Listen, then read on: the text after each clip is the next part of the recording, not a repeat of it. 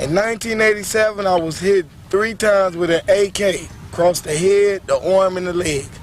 If them 3 reasons ain't good enough to stop gangbanging, I don't know what is.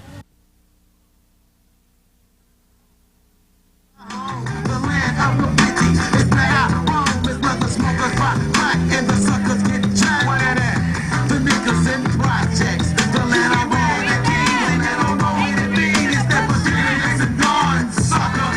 The land I roll, the kings, and they don't know what it means. I'm from the home of the down, motherfucker. The land I roll, the kings, and they don't know what it means. It's that Brazilians and guns, sucker. The land I roll, the kings, and they don't know what it means. I'm from the home of the down, motherfucker. Wax, yeah, is where I'm from, what I like. They go by history being made. This whole past year, history been made. No gang violence, period. No robberies, no burglaries, none of this. And if that's a step, I mean, it's a hell of a step. It's a big step. And it's something that we haven't seen on Channel 2, Channel 7, Channel 9, or 11. That's right now. This is the scene of the playground and the Imperial Courts, the projects. Kids having fun, swinging on the swings and stuff. How do you feel about this peace treaty thing that's going on? How do it reflect on you? I like it because it kind of keeps the gangs from fighting against each other. All right. And we have a few brothers over here slapping some bones. Like they're having a good time on this Sunday. Look like the rebellion bring a lot of brothers together, able them to come out and have a good time. All right, we got a brother out here shooting some hoop. I just see the brothers over here with the suitcase and the brother with the camera over here. They're part of my crew. I'm trying to catch up with them. That's my bro Ham Blue from Back Door. And this brother right here is in Back Door. And so is this brother. They won't come in this neighborhood when you're doing something like this. This is good. You're learning. You're getting more educated into society. But they don't want this. But if you go around here and shoot somebody, the cameras will be all over you. They've been talking about you are a threat. Because they do not want the educated black man to make it in society today. I, as a mother, I was the only mother that worked with the South Central gangs. I don't like to say gangs, I'm going to say young men. I never missed a day. I never missed Mother's Day, Easter Sunday, or anything. From every meeting that they attended, I was there. Because I knew that I had to be there to support my son in his changing of his life. They don't want you to change. There's no change for you guys. All this came about, I think all this killing from gangs, all this killing from ignorance, period. Sometimes you have to just either get them, it'd be a situation whereas if you don't get them, they gonna get you, you know. Right. And it's still done because you can negotiate, you know, like talk and tell them, look, let's put this down. Right. We can put this down. We got half of them cowards. That's why they pick up the guns anyway. And then the girls, they ain't making it no better. They pumping up these cowards and they going to get on these little bulletproof vests. Mind you, they ain't got nothing on their head, you know, and they figure, you know, I'm going out there, I'm bad. I got the big chest, but you got the big head too. Like you know, it's a target. You know, you can hit that shit in that vest, don't mean nothing.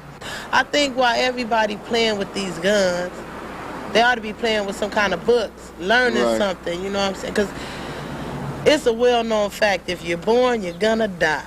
Nobody don't have to shoot you, stab you, none of that. You're gonna die sooner or later. Who been here forever? I don't know a soul. Nobody here that was here at the beginning. That's what I'm saying. So you gonna die, so why should I take your life? You know, God already done got you marked down. When you coming, you gonna come. Death and the guns and the violence is really almost, at one time, it was like second nature. But I have to admit that since the truth, since this insurrection, since the people in our communities have been coming together, that I'm not hearing it like I used to. But like two white people saying, that black, they don't think a brother would come up, and be a gangbanger, and then go back and get an education. Like, but a brother has a brain like any white person. So that's what they did. Then the two little kids came up to him, say ask them for help. We need an education. My name is Kevin, and we over in the Nickerson Projects, and I'm talking with one of my little young homies, Dante, and I want to get a little input from him on how he thinks that the truce between the Jordan Downs, Imperial Courts, and the Nickersons, the Watts truce, is holding up, you know, almost a year into it. Seem cool, because now we ain't got to worry about nobody from other projects coming up here shooting up our little brothers and sisters and mamas. You know what I'm saying? We can live together. We ain't got to be worried about next man while we at the liquor store getting something to eat around why. We showing that us holding the black thing is all right. It wasn't just didn't come up from the uprising in 1992 and all that. People been trying to do this around here for years. You know, as you can see by the date, Crossfire, October 28, 1988. You know, right here. The first word on peace.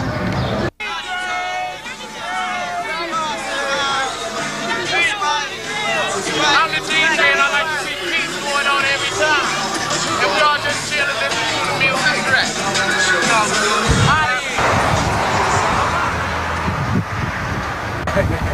Yeah, that's a good shot. That's the new prison they're building right across the street from the projects. I don't appreciate them putting a jail right over here in a black community, but you'll never see no jails in a white community. And they trying to like smother us so we won't leave out our community. I guess they gonna just tell people to go across the street and go to jail or whatever. You know, they ain't gonna even start arresting people anymore.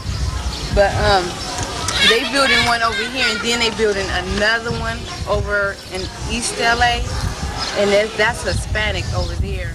So what is this supposed to be, a minority thing it's supposed to be doing? You know, you don't see no jails in Beverly Hills or Rodeo Drive or whatever, you know. They handcuffed him while they were running him. The female had an FI card where she was getting all of his personal information. Then they run him to see if he has a warrant.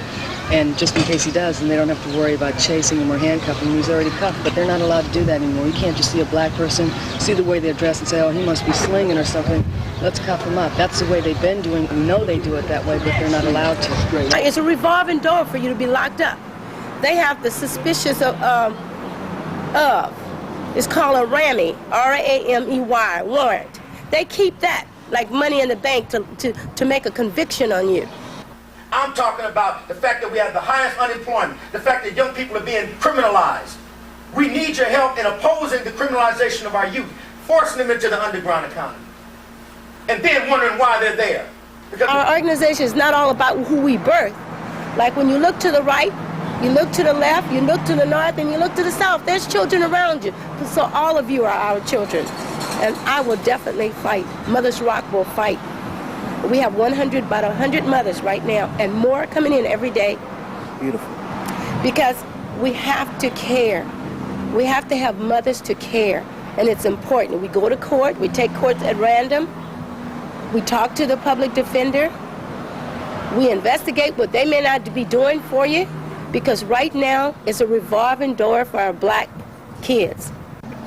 God knows in heaven what I went through from the death of my nephew and the sentencing of my son and the trial to imprison my daughter and Henry Pico's sister and my other niece. I would never want this to happen to anybody. Henry Pico, he was killed. He was murdered by the Los Angeles Police Department, who claims that he had a gun and fired upon him, but no gun was ever found. We all know, man, Tiny explained himself, man. Ain't none of us out here can explain Tiny, because none of us understood him. Why he smiled so much and why he was so for real. It really ain't too much to say. But Tiny know we looking over him, man. You know what I mean? That's all we can say. Tiny looking over us. I can't get too deep into it, man, because you know. I understand. It's like that right now, you know? Yeah. Right on, brother. The day before he was murdered, one of the officers who shot him had told us, we were standing up joking on the corner one day, and she just pulled up and said, y'all know it's King's ex. And I turned to her and I said, you know, what is that? What that mean? You know, and she said it means anything goes. You know, she was referring to an incident that happened the day before that, in which somebody had shot down the street where she was at doing an investigation. Somebody had shot down the street and the bullet went through her windshield. So she was saying until she found the person who did this, it was King's X, and that meant anything goes. But, you know, we laughed it off and paid it no mind. And then the next day, I wasn't there when the incident took place, but when I came in, and it was all dark and windy, and I seen one of my younger homeboys, and he was crying, and he said, they killed the homeboy. They killed the homeboy. Me, I'm saying who? Because I'm saying, you know, never in my wildest dream am I thinking it's T out there, you know what I'm saying? I'm never thinking that. I'm saying who? You know what I'm saying? I'm like, who? And he say Tiny. Automatically, you know, because there was another Tiny in the project, so I'm saying, who, Tucson? He said, no, Tiny. And I mean, I just, you know what I'm saying, I didn't know what to do. I ran over there to see was he alive, you know, just to see was he breathing, was there anything that could be done. And, you know, it was black, and the police had the flashlights and everything, and the wind was blowing, and they was pointing guns, get back, you know. And I seen him over there on the ground. I didn't get too close to him. Tiny, in the name of God, most gracious, most merciful. Praise be to God, cherisher, stay of the world, most gracious, most merciful, master of the day of judgment. Deep we worship at thine age we seek, show us the straight way, the way of those on whom thou hast bestowed thy grace, those whose portion is not wrath, and who go not astray. We designed the Gang Truth, man, so we can overcome some of the barriers that have been placed on us and the conditions that have been placed on us by society over a long length of time, even before I got here. And the changes in the community now, man, is like the police, like they used to do. We got negotiations going on right now with the police department so that when we have activities in the neighborhood, we call them and confirm it with them first, to let them know about the activities that's going to be taking place on a certain day. So then, instead of them coming in to service, they'll come in and protect us. You know, instead of coming in harassing and jacking and taking people to jail, they come in here and they just stand around and they watch us. Make sure you know that everything is going on straight. You know, no illegal activities is taking place. And even though we know we have some illegal activities, the police don't dwell on it, you know. Basically, it's a mutual respect coming between the community and the LA Police Department. So you would say that after the insurrection, the relationship with the police department here in the Jordan Downs, I myself personally have witnessed some of the abuses, some of the atrocities that the police were doing during the earlier part of the truce and the coming together of the people in the projects. Crips and Bloods finally together. What time?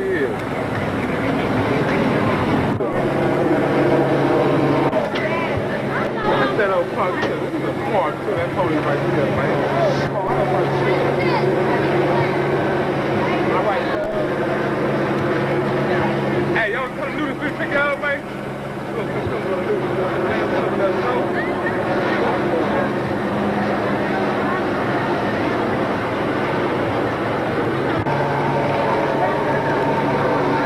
Because the standards that this society sets in, you must have a big car, a gold around your neck, them pump tennis shoes, or you ain't nobody. So you see everybody out there scrambling by any means necessary to achieve those goals.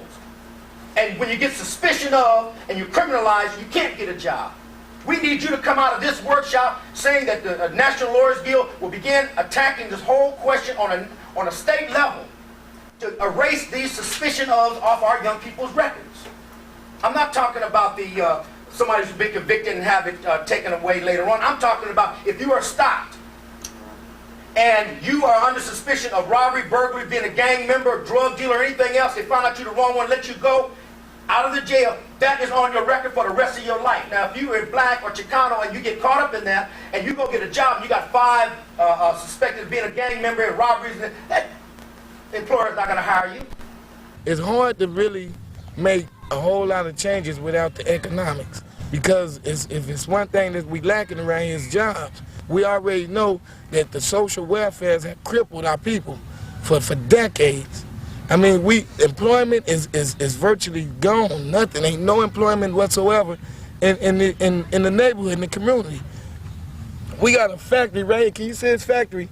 We got a factory right here that's been sitting here from the day I was born. And do you know it ain't one person in this community ever worked there? Don't know what's manufactured in there. That factory is open 24 hours a day. It's non-stop, all through the night. You hear trucks banging, bumping in there. I mean, that's a source for people to work. And if you go over there and fill out an application and tell them that you live here, you can't get on. I mean, if you have the experience. So the government, we need to say fuck the government because the government not doing nothing for us. See, that's what we got to do. We got to get knowledge of self. We got to start learning how to help each other and provide for each other and build. And like the Koreans do it, like the Japanese do it, like the Chinese do it. That's what we're going to have to do as black people. I want to see a chocolate city. I want to see like a Koreatown or Chinatown. I want to see chocolate city where blacks own the businesses and blacks run the businesses and blacks work in the businesses. That's what I want to see. My commitment is to go beyond the peace and the truce. I don't want to come down here and just give them a lot of false promises and a lot of false hope and a lot of pats on the back. I want to come down here with something in hand, which is jobs. And that's the number one thing, that's the number 1, 2, 3, and 4, and 5 things that everybody's concerned about. Now, I just was talking to Perry just now about an important program that has hit Imperial Courts, that has hit Nickerson Gardens in the last week. It's a program called Step Up. Step Up. Keep that in mind. It's called Step Up. We don't need a handout. We need a step up. We need to step up. We need to stay up. This program is an apprenticeship program. It's sponsored by the unions. There's $90 million that's already in place right now through the Housing Authority. It will teach and it will train all the residents here, whoever wants to learn how to be a unionized apprentice in plumbing, carpentry, masonry, pipe fitting, electronics, electrical work, all these different areas. They will teach you how to do this. While you're being trained for a 12-week program, all right, you get paid. You get paid. They start you off with about $8 an hour while you're being trained. Then over a 3 to 4 year period, just like going to college, your pay scale goes up. By the time 3 or 4 years go by, you're making $25 an hour. We are uniting. We are coming together. We love one another. You know, that's first. We love one another. We're going to make a change first within ourselves, and then we're going to see a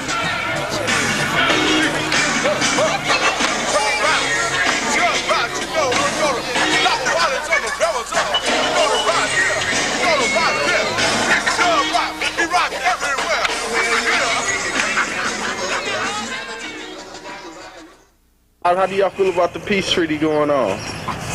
About the what? The peace treaty. Peace treaty? Yeah. That's happening around.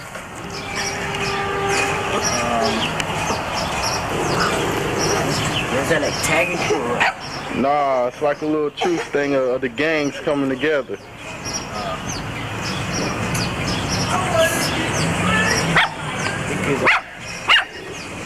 Better for them to come together instead of fighting.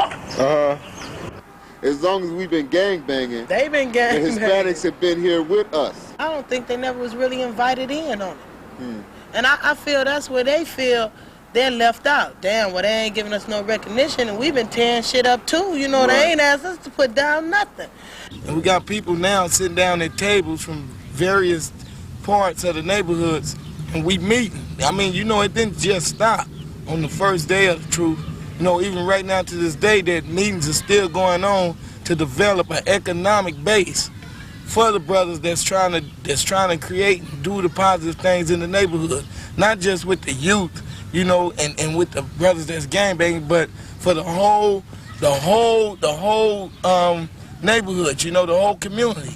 I mean, we including the Hispanics and everybody. We had meetings last Wednesday up here at the gym with every Hispanic that live in the Jordan Down Project, because it was something that came through. I don't quite know what it was, but something came through about Hispanics was doing this and doing that. So instead of going on all the negative, we called a meeting with every resident in the Jordan Downs. And we did the same thing with the Imperial Courts and the Nickerson Gardens. Nothing worthwhile is easy. Nothing worthwhile is easy. If you put your time and the effort towards what you want to do in life, something positive, it's gonna work. I mean, this condition didn't just start, so it ain't gonna just go away. See, the fight that we got in front of us is long yet over with. It just started. I mean, when this fight is over with, where we probably be old men that probably not even existing again. Don't let fear break your unity apart, please. And don't let them divide you. Okay, thank you. Thank you for that touching. Thank you for that touching interview. I love you. I love you too, sweetheart. All right, hey, and peace among Black Brothers, Backdoor ROC, and many other organizations that's working in with us. Make that first step. Communication is the key. And want what you want for yourself, you want for your other brother too.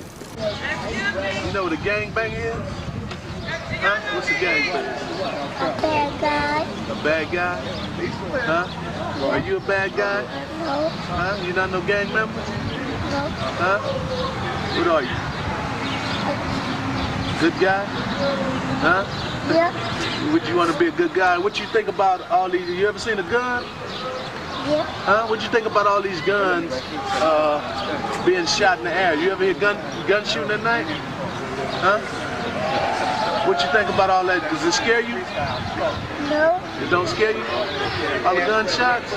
Who is the bad guy? Crips? Huh? Crips a bad guy? What about Blood? All of them are bad guys, right? Huh?